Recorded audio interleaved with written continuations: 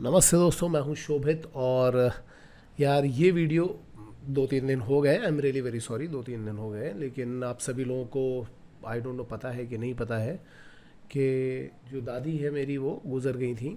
और अभी सैटरडे को उनका वो त्रयोदशी का जो होता है वो था। तो मुझे 2-3 दिन के लिए वहाँ पे जाना पड़ा। हालांकि कुछ वीडियोस पहले से बन चुके थे, लेकिन उनकी एडिटिंग में थोड़ा टाइम लग रहा था। सो वो वीडियोस अभी बचे हुए हैं। वो वीडियोस मतलब केमिस्ट्री, और बहुत बच्चे पूछ रहे थे कि क्या सर ऐसे केमिस्ट्री और फिजिक्स के भी वीडियो आएंगे। बिल्कुल आएंगे यार, जितने भी आ सकते हैं हम उतने लेकर के आएंगे, उतना ट्राई करेंगे। तो वो सभी वीडियोस आगे आने वाले टाइम में, इवन इंग्लिश के लिए भी हम ट्राई करेंगे कि वो भी वीडियोस यहाँ पे आएँ। नाउ हम बात करने वाले हैं आज के वीडियो की। तो आज के वीडियो में जो एक्चुअल में टॉपिक है उसका नाम है रिलेशन एंड फंक्शन। लेकिन ये जो रिलेशन एंड फंक्शन है काफ़ी बड़ा टॉपिक है और इम्पॉर्टेंट भी है। ऑब्वियसली इंपॉर्टेंट है, काफ़ी अच्छे अच्छे क्वेश्चंस आते हैं। बट उससे भी ज़्यादा इंपॉर्टेंट है उस पर्टिकुलर टॉपिक में आने वाली ये चीज़ जिसको हम बोलते हैं graph of the function, graph, domain and range. ये उससे भी ज़्यादा इंपॉर्टेंट है। क्या है? Graph, domain and range. क्योंकि बहुत सारे क्वेश्चन केवल ग्राफ पे ही आ जाते हैं। कॉन्टीन्यूटी के क्वेश्चन, अगर आपको ग्राफ प्लॉट करने आते होंगे तो कॉन्टीन्यूटी के क्वेश्चन हो गए, डिफरेंशिएबिलिटी के क्वेश्चन हो गए, एरिया अंडर द कर्व के क्वेश्चन हो गए। वो क्वेश्चन इससे ही आते हैं। मतलब बेसिकली अगर आप ग्राफ पढ़ लोगे तो 3-4 क्वेश्चन आपकी ग्रिप में आ जाएंगे। तो हम ग्राफ पढ़ने जा रहे हैं। ग्राफ पढ़ने में हम 1-2 चीज़ें आपको पहले से ही बता देते हैं। क्या बता देते हैं? कि किसी भी फंक्शन का डोमेन और किसी भी फंक्शन का रेंज क्या होता है। मैंने यहाँ पे हाईलाइट कर दिया, आपको दिख रहा होगा। तो किसी भी फंक्शन का जो डोमेन होता है वो होता है कि ग्राफ, जो भी ग्राफ है उसका प्रोजेक्शन बना लो एक्स एक्सिस के ऊपर। ठीक है, उसको हम बोलते हैं डोमेन। और अगर उसी ग्राफ का प्रोजेक्शन बनाओगे वाई एक्सिस के ऊपर तो उसको हम बोल देते हैं रेंज। तो ये फंक्शन का ग्राफ का डोमेन और रेंज आ जाता है। तो अब बात करते हैं अलग अलग तरीके के फंक्शन के बारे में। तो दो मतलब मोटे मोटे तौर पे जो डिवीजन होता है वो होता है एक एल्जेब्राइक फंक्शन, और जो फंक्शन एल्जेब्राइक नहीं है वो होता है ट्रांसेंडेंटल फंक्शन। मैंने स्पेलिंग यहाँ पे गलत लिख दी है, ट्रांसेंटल लिख दिया, ट्रांसेंडेंटल फंक्शन। ट्रांसेंडेंटल एक टाइप का मेडिटेशन भी होता है यार, काफ़ी बढ़िया मेडिटेशन होता है। बट आपसे नाम नहीं पूछा जाएगा, यहाँ जो ग्राफ बनेंगे वो पूछे जाएंगे। अब एल्जेब्राइक फंक्शन की अपनी एक अलग डेफिनेशन होती है।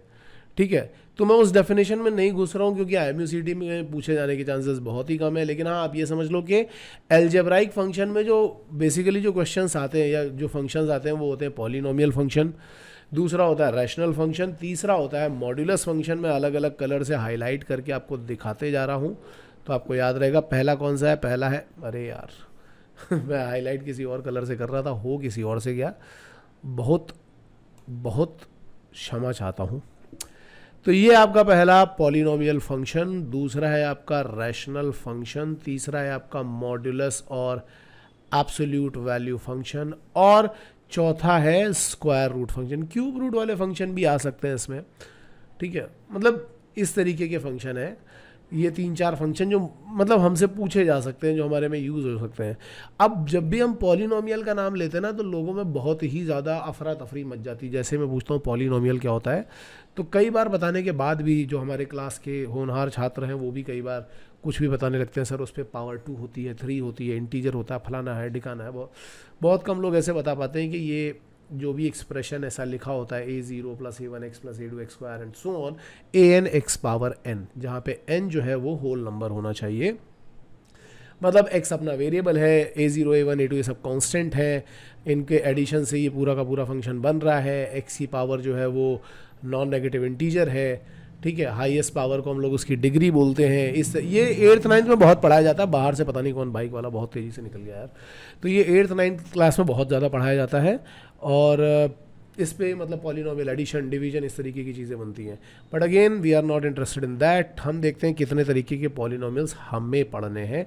तो हमारा जो पहला वाला एरिया ऑफ इंटरेस्ट है that is what, that is constant polynomial. मतलब अगर कभी उसने लिख दिया y = कांस्टेंट, तो जब आप इसका ग्राफ बनाओगे तो हमेशा एक कांस्टेंट लाइन सी आएगी, स्ट्रेट लाइन बन गई, ये आपका ग्राफ बन गया। अब आप इसकी डोमेन और इसकी रेंज निकालोगे तो इसका डोमेन जो होता है वो रियल नंबर है भाई। इसका अगर प्रोजेक्शन निकालोगे एक्स एक्सिस के ऊपर तो देखो पूरी की पूरी एक्स एक्सिस कवर हो जाती है, तो वो डोमेन हो गई। और अगर इसका वाई एक्सिस पे प्रोजेक्शन निकालोगे, इधर से देखोगे साइड से, तो केवल एक पॉइंट कवर होता है। तो रेंज में केवल एक पॉइंट आ गया, क्योंकि एक्स की कुछ भी वैल्यू डालो यहाँ पे, वाई का एक ही वैल्यू आ रहा है, दैट इज सी। तो y equal to 1, y equal to 2, ये उस तरीके के सारे फंक्शन जो होंगे वो कांस्टेंट फंक्शन। दूसरा आता है अपने पास लीनियर पॉलिनोमियल। तो लीनियर मतलब स्ट्रेट लाइन का ग्राफ तो तुम सब ने ही बचपन में पढ़ा है, y equal to mx plus C, slope positive है तो लाइन ऐसे जाएगी, स्लोप नेगेटिव होगा तो लाइन ऐसे जाएगी, c इसका इंटरसेप्ट हो गया। अब अगर हम इसकी डोमेन और रेंज देखें तो दोनों ही रियल नंबर आती हैं, क्योंकि अगर आप इसका एक्स एक्सिस पे प्रोजेक्शन देखोगे तो ध्यान से देख लो भाई, एक्स एक्सिस पे अगर हम इसका प्रोजेक्शन बनाते हैं, यहाँ से इसको नीचे गिराओ ऐसे, यहाँ नीचे गिराते जाओ, पूरी इतनी एक्स एक्सिस यहाँ से कवर हो जाएगी, इधर पीछे से भी नीचे गिराओगे तो बाकी की एक्स एक्सिस कवर हो गई। तो ये क्या हो गया, इसका डोमेन हो गया। और अगर इसको वाई एक्सिस पे गिराओगे तो भी पूरा का पूरा रियल नंबर, तो इसका डोमेन और रेंज जो है वो पूरा रियल नंबर में ही आ रहा होता है। अब इसी का एक स्पेशल केस हो जाता है जिसको हम बोलते हैं आइडेंटिटी फंक्शन। आइडेंटिटी फंक्शन क्या हो गया, Y equal to X type का। तो y इक्वल टू एक्स भी एक स्ट्रेट लाइन होगी जो ओरिजिन से पास हो रही होगी, ऐसे ही y equal to minus X की भी लाइन आप बना सकते हो। इसका भी डोमेन और रेंज जो है वो रियल नंबर ही रहेगा। ये डोमेन और रेंज बार बार मैं इसलिए बोल रहा हूँ क्योंकि बहुत बार क्वेश्चन में यूज़ होता है। इसके अलावा एक स्पेशल केस इसका बन जाता है जिसको हम बोलते हैं क्वाड्रेटिक। यहाँ पे मैंने क्वाड्रेटिक लिखा नहीं है, y equal to X square लिख दिया है। क्वाड्रेटिक का एक स्पेशल केस है, y equal to X square. अब वैल्यू सब्सटीट्यूट करके ग्राफ बना सकते हो, जैसे x का वैल्यू 0 है तो y का वैल्यू 0 आएगा, x का वैल्यू 1 है तो y का वैल्यू 1 आ जाएगा, x का वैल्यू 2 है तो y का वैल्यू 4 आ जाएगा। तो ये ग्राफ जब देखते हैं तो ये बनता है पैराबोला। ध्यान से देखो, अगर आप इसकी डोमेन की बात करोगे, अगर इस पूरे ग्राफ को एक्स एक्सिस पे गिराया जाए, यहाँ से भी और यहाँ से हर तरफ से गिराया जाए, तो अगर आप देखो तो माइनस इन्फिनिटी से प्लस इन्फिनिटी तक के सारे, तो डोमेन में क्या होता है कि रियल नंबर आ जाता है। लेकिन अगर आप इसको एक्स एक्सिस पे गिराओगे, एक्स एक्सिस पे गिराओगे, सॉरी वाई एक्सिस पे गिराओगे, मतलब यहाँ पे गिराओगे, ध्यान से देखो ऐसे इधर से या इधर से भी गिराओगे ऐसे, तो भी क्या होगा, ये केवल पॉजिटिव 0 से लेकर के इन्फाइनाइट तक कोई कवर कर रहा होगा। इसलिए हम क्या बोलते हैं, इसकी जो रेंज होती है वो 0 से इन्फाइनाइट हो जाती है। भैया थोड़ा जल्दी जल्दी पढ़ा रहा हूँ, क्यों पढ़ा रहा हूँ आप सभी लोगों को पता है, इसलिए थोड़ा फोकस के साथ पढ़ना। गाड़ी जब हम जल्दी चलाते हैं ना तो थोड़ा ध्यान लगाना पड़ता है, तभी गाड़ी अच्छी चलती है, नहीं तो एक्सीडेंट हो जाता है। इसी तरीके से यहाँ भी थोड़ा ध्यान लगाए रखना, नहीं तो एक्सीडेंट हो जाएगा आगे जा करके। ओके इसके बाद दूसरी क्वालिटी नहीं यार, दूसरा टाइप होता है रैशनल फंक्शन। रैशनल फंक्शन जो होते हैं y equal to P X upon Q X type के होते हैं, जहाँ पे पी एक्स और क्यू एक्स दोनों ही पॉलिनोमियल होंगे। अब ऐसे अगर हम बनाने बैठ जाएं तो हज़ारों लाखों बन जाएंगे पॉलिनोमियल फंक्शन, लेकिन हम पढ़ेंगे अपने वाले जो अपने फेवरेट है अपने। तो जैसे पहला है y इक्वल टू 1/, अपने फेवरेट मतलब जो पूछे जाएंगे यार IMU में, उसकी बात कर रहे हैं। तो y इक्वल टू 1/x का जब ग्राफ बनाते हो तो बड़ा बढ़िया सा ग्राफ बनता है। कैसे बनता है, देखो सीधी सी बात है, 0 पे तो डिफाइन है नहीं। अगर आप यहाँ पे 0 प्लस टाइप का नंबर रखोगे, यानी 0 से थोड़ा सा बड़ा रखोगे, तो ये इन्फिनिटी की तरफ जा रहा होगा पूरी वैल्यू, क्योंकि नीचे अगर आपने रख दिया 0.000000001 तो ऊपर एक बहुत बड़ा नंबर बन जाएगा जो कि इन्फिनिटी की तरफ जाता हुआ दिख रहा होगा ऐसा, ठीक है। और जैसे जैसे इस नंबर को, डिनोमिनेटर वाले नंबर को आप कम करते जाओगे, वैसे वैसे ओवरऑल नंबर बढ़ता जाएगा। x का वैल्यू जब आप 1 रखोगे तो ये वैल्यू 1 आ जाएगी, फिर x का वैल्यू 2 रखोगे तो ये वैल्यू 1/2, फिर 1/3, मतलब वैल्यूज़ रखी हमने कुल मिला करके, तो ये ग्राफ ऐसा बन गया। और यहाँ से जब नेगेटिव रखोगे तो नेगेटिव में बन रहा होगा। तो बेसिकली देखा जाए तो इस ग्राफ को हम बोलते हैं कि ये एक हाइपरबोला का ग्राफ है। ये जो ग्राफ होता है ये एक हाइपरबोला का ग्राफ होता है। अब बात करते हैं इसके डोमेन और रेंज की। तो भाई डोमेन फिर वही बात है कि इसको डालेंगे हम एक्स एक्सिस पे डाल के देखेंगे, तो यहाँ से इसने ये पूरी एक्स एक्सिस कवर कर ली, केवल एक पॉइंट इसने 0 वाला छोड़ा। और यहाँ से देखेंगे तो यहाँ पे भी इसने पूरी एक्स एक्सिस कवर कर ली, नेगेटिव वाली। कौन सा पॉइंट छोड़ा है, 0 वाला। तो हम बोलेंगे कि डोमेन में ऑल रियल नंबर एक्सेप्ट 0। और ऐसे ही जब तुम y में देखोगे तो ऑल रियल नंबर एक्सेप्ट 0 आ रहा होगा बड़े बढ़िया तरीके से। इसी तरीके से y इक्वल टू 1/x² का ग्राफ बनाते हैं तो ये ग्राफ बनता है। आप में से बहुत लोगों को लग रहा होगा कि सर ये सब चीज़ें क्यों बता रहे हैं भैया, इसलिए बता रहा हूँ क्योंकि अगर ग्राफ आपको पता चल गया और ये वाला प्रिंट आउट आपने अपनी दीवार पर लगा करके रट्टा मार लिया तो 2 से 3 क्वेश्चन आपको इन्हीं ग्राफ से ही मिल जाएंगे सीधे सीधे। क्योंकि कभी कभी ऐसे पूछ लेगा y इक्वल टू 1/x², क्या x इक्वल टू 0 पे कंटिन्यूअस है कि नहीं है। अब अगर ग्राफ नहीं पता है तो लगना सॉल्व करने, और अगर ग्राफ पता है तो देखते ही साथ काम खत्म। ऐसा क्वेश्चन डायरेक्टली पूछा जाता है, ठीक है। तो जब दूसरा ग्राफ बनाओगे y इक्वल टू 1/x² का, तो क्या हो जाएगा, रियल नंबर -0 डोमेन। और क्लियरली दिख भी रही है कि अगर आप देखोगे तो ये सारी वैल्यूज कवर कर रहा होगा यहाँ पे x की, केवल 0 वाली वैल्यू ये छोड़ देगा। यहाँ से भी देखना सारी वैल्यूज कवर करेगा, बस 0 वाली वैल्यू ये छोड़ देगा। और y की जो होगी वो 0 से इन्फिनिटी तक की कवर कर रहा होगा। तो भाई कहने का मतलब ये है कि अगर ये चीज़ें आपके दिमाग में है, आपको वहाँ पे उसने यही क्वेश्चन पूछ लिया और आपको ग्राफ पता था, तो ये क्वेश्चन 5 सेकंड में ख़त्म हो जाएगा। एग्ज़ाम के टाइम पे 5 सेकंड में क्वेश्चन ख़त्म होने का मतलब है कि आपको एकदम ज़बरदस्त टाइप का कॉन्फिडेंस आ रहा है कि हाँ यार ये देखा और क्वेश्चन ख़त्म, वाह। और अगर इसी क्वेश्चन को करने में आपने कैलकुलेशन में 1 मिनट लगा दिया, तो ये उतना ही प्रेशर क्रिएट कर रहा है एग्ज़ाम के टाइम पे कि अरे यार इसमें तो इतना सारा टाइम चला गया, आप पता नहीं क्या होगा। ठीक है, अब ऐसे देखो यहाँ पे अगर हम y equal to y equal to X square के बाद ये इसका एक पार्ट था, मैं बताना भूल गया, y equal to X cube. तो y equal to X cube ये तो उसी का ही पार्ट है, पॉलिनोमियल का ही पार्ट है। और वैल्यूज़ रखो, 0 पे क्या है, 1 पे क्या है, 2 पे क्या है, ऐसे वैल्यूज़ रख के बनाओगे तो ग्राफ बन जाएगा। इसकी डोमेन और रेंज दोनों रियल नंबर ही आती हैं। तो हमने यहाँ पे क्या क्या देख लिया, हमने यहाँ पे अभी पॉलिनोमियल फंक्शन देख लिया, रैशनल फंक्शन देख लिया। अब हम आते हैं नेक्स्ट मॉड्यूलस या एब्सोल्यूट वैल्यू फंक्शन के लिए, जिसको हम बोलते हैं y equal to mod X. और y equal to mod X का बड़ा बढ़िया प्यारा सा डेफिनेशन होता है। मॉड एक बहुत अच्छी जेल है, जहाँ पे अगर पॉजिटिव अच्छे लोग जाते हैं तो ये मॉड वाली जेल जो है उनको एज इट इज़ निकाल देती है, एकदम आइडियल। अच्छे लोग गए, उनको कहा कि हाँ भाई आप जाइए बाहर।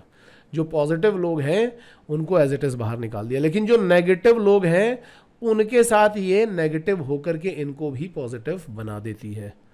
मतलब अगर मॉड के अंदर 2 है तब तो 2 रहेगा, लेकिन -2 है तो ये एक और माइनस लगा करके इसको प्लस बना देगी। मतलब ये बढ़िया जेल की तरह काम कर रही है एक।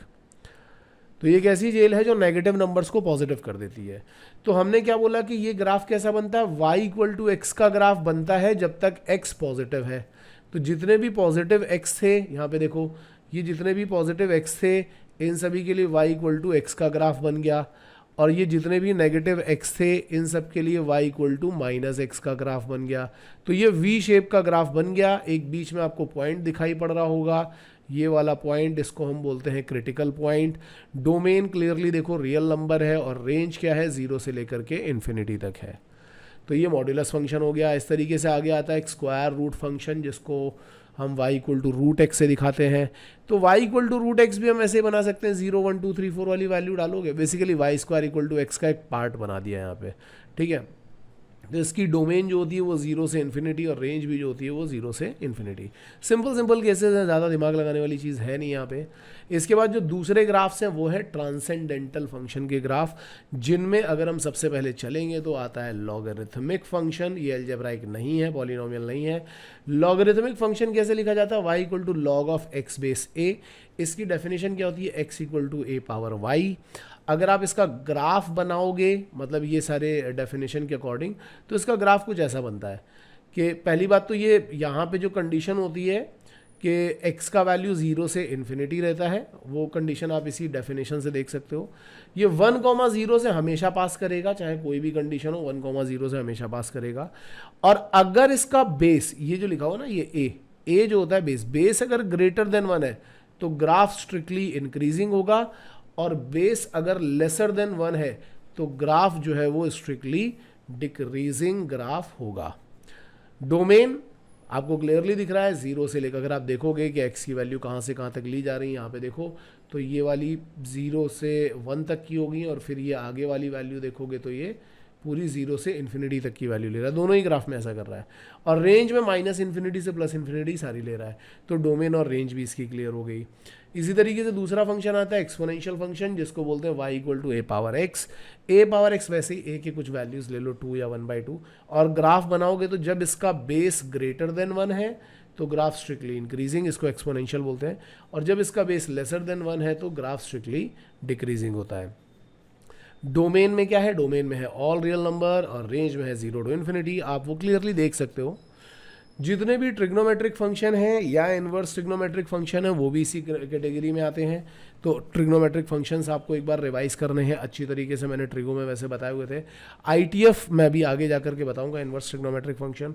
इसके अलावा एक फंक्शन और यूज़ होता है जिसको हम बोलते हैं signum function, y equal to SGN। बड़ा ही प्यारा फंक्शन है, मैंने मैथमेटिक्स में और ख़ास तौर से यहाँ यूज़ करने के अलावा इसका कहीं ज़्यादा यूज़ देखा नहीं है, तो मुझे लगता है केवल कॉम्पिटिटिव एग्ज़ाम के पॉइंट ऑफ व्यू से ही बना होगा या इसमें इसलिए यूज़ करते हैं क्योंकि ये डिसकंटिन्यूअस होता है, इसकी खास बात ये होती है। तो इसका क्या रूल होता है, इसका रूल ये होता है कि अगर x पॉजिटिव है तो ये वैल्यू 1 लेगा, x 0 है तो ये वैल्यू 0 लेगा, और अगर x नेगेटिव है तो ये वैल्यू -1 लेगा। यानी जितने भी पॉजिटिव x हैं उन सब के लिए इसका value 1, at x equal to 0 इसका वैल्यू हो जाता है 0, और जितने भी नेगेटिव x हैं इन सब के लिए इसका वैल्यू आ जाता है -1। इसकी डोमेन जो है वो रियल नंबर है और इसकी रेंज जो है दैट इज -1, 0 एंड +1। ठीक है, सो ये अपने पास क्या आ गया, ये आ गया अपने पास सिग्नम फंक्शन।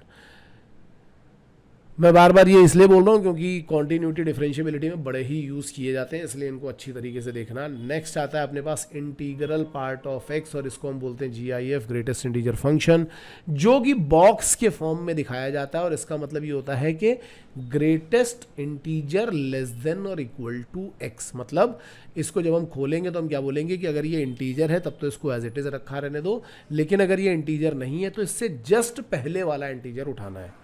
क्या करना है, इससे जस्ट पहले वाला इंटीजर उठाना है। जैसे 2.2 लिखा हुआ है इसके अंदर, तो 2.2 से जस्ट पहले इंटीजर कौन सा आता है, 2। अगर 2 लिखा है तब तो एज इट इज 2 उठा लो। पाई लिखा हुआ है तो पाई का मतलब क्या हुआ, 3.14 समथिंग समथिंग समथिंग, तो पाई से जस्ट पहले वाला इंटीजर क्या आएगा, 3। अगर -1.2 लिखा तो उससे जस्ट पहले, नंबर लाइन पे जाओ, उससे जस्ट पहले वाला इंटीजर क्या आएगा, -2। तो जब हम इस तरीके से ग्राफ बनाते हैं इसका, तो 0 से लेकर के 1 तक ये 0 ही रहता है, लेकिन 1 से लेकर के 2 तक ये 1 हो जाता है, फिर 2 से लेकर के 3 तक ये 2 हो जाता है। तो ऐसा ही इसका ग्राफ बनता है, इसीलिए इसको स्टेप फंक्शन भी बोलते हैं, क्योंकि स्टेप वाइज बन रहा होता है। और अगर आप इसकी डोमेन देखोगे तो डोमेन में तो सारे रियल नंबर्स आएंगे, लेकिन रेंज में केवल इंटीजर्स आ रहे होंगे, क्योंकि इसका नाम ही इंटीग्रल पार्ट है, तो केवल इंटीजर वैल्यूज ले रहा होता है। ऐसे ही आता है फ्रैक्शनल पार्ट ऑफ एक्स। तो फ्रैक्शनल पार्ट ऑफ एक्स का मतलब क्या होता है कि नंबर में से अगर इंटीग्रल पार्ट हटा दिया जाए तो जो बचा हुआ पार्ट है वो फ्रैक्शनल पार्ट है। जैसे अगर कोई नंबर इंटीजर है तब तो ऑब्वियसली उसका फ्रैक्शनल पार्ट 0 हो जाएगा, लेकिन अगर मैंने यहाँ पे 2.2 लिख दिया था तो 2.2 में से अगर आप 2 को हटा दोगे तो बचा हुआ जो पार्ट है वो 0.2, इसको हम बोलेंगे फ्रैक्शनल पार्ट। तो ऑब्वियसली बात है कि फ्रैक्शनल पार्ट का मतलब क्या हो गया, फ्रैक्शन। फ्रैक्शन कैसा होता है, 0 से 1 के बीच में, 1 के इक्वल नहीं। तो 0 पे तो ये वैल्यू 0 लेगा, जैसे ही तुम 0.1 पे जाओगे तो ये 0.1 हो जाएगा, 0.2 पे जाओगे तो 0.2, 0.3, 0.4 ऐसा बढ़ता जा रहा होगा। ठीक है, इसको ध्यान से देखना, यहाँ पे दिखा देता हूँ कि जैसे जैसे आप आगे जाते जाओगे, पॉइंट्स को आगे लेते जाओगे, 0.1 पे इसने 0.1 लिया, 0.2 पे इसने 0.2 लिया, 0.3 पे इसने 0.3 लिया, and so on so on so on. लेकिन जैसे ही आप यहाँ पे 0.9 तक जाओगे, 0.9 ले रहा होगा, बट जैसे ही आपने बोला 1 तो 1 क्या हो गया, एक इंटीजर। 1 जैसे एक इंटीजर हो गया तो क्या हो जाएगा, 1 पे वैल्यू इसका दोबारा से 0, फिर 1.1 पे ये 0.1, 1.2 पे ये 0.2, 0.3, 0.4। तो ये इस तरीके का ग्राफ बनेगा। इसकी डोमेन तो रियल नंबर होगी, लेकिन रेंज हमेशा 0 से 1 होगी। और मैं बार बार बोल रहा हूँ, ये जितने भी ग्राफ मैंने आप सभी लोगों को बताया बड़े ही इंपॉर्टेंट और बड़े ही धांसू ग्राफ हैं। डोमेन रेंज क्या होती है, इनसे कम से कम 3-4 क्वेश्चन आपको मिलेंगे। इसके अलावा मैं आपको थोड़े transformation and shifting of graph भी बताऊंगा। पिछली बार IMU में उसी तरीके का एक क्वेश्चन आ गया था, तो उसको भी बहुत ध्यान से आपको देखना है। ओके गाइस, अगर ये वीडियो बढ़िया लग रहा है तो थोड़ा नीचे आकर के कमेंट कर दिया करो यार, ताकि हमें भी थोड़ी सी वो मिले कि मोटिवेशन कि हाँ यार हम कुछ अच्छा काम कर रहे हैं। ठीक है, और इसके अलावा कुछ और डाउट हो तो पूछ लिया करो। वीडियो अच्छा लग रहा हो तो शेयर तो करो दोस्तों के साथ। भाई जो बच्चा 12th की तैयारी कर रहा है ना, बोर्ड की भी तैयारी कर रहा है, उसके भी काम आ जाएगा, तो उसके साथ में शेयर कर दो। हम आगे और वीडियोस लेकर के आने वाले हैं, ऐसे काफ़ी सारे वीडियोस लेकर के आने वाले हैं, तो कृपा करके हमारा मनोबल बढ़ाएं। और जिन बच्चों को फुल टाइम क्लासरूम ज्वाइन करना है वो हमें कॉल कर सकते हैं 9140191138 पर। तब तक के लिए all the best, stay safe.